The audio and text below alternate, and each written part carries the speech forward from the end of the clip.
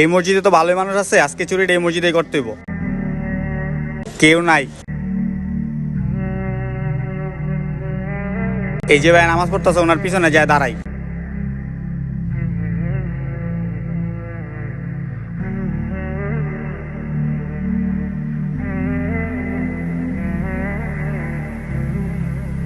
আরে ভাই তো মোবাইলটা রাখা গেছে, এটাই সুযোগ, মোবাইলটা রাখা দেই। আরে এক কাজ করি, বাসায় একটা ফোন দে।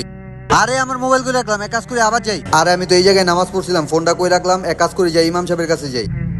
ইমাম সাহেব আসসালামু আলাইকুম। ওয়ালাইকুম আসসালাম। ইমাম সাহেব কিছুক্ষণ আগে আমি এখানে নামাজ পড়ছিলাম, কিন্তু নামাজ পড়ার পর আমার ফোনটা হারাই ফেলছি। ভাই দাঁড়ান। আরে ইমাম সাহেব তো আমার ডাক দিছে।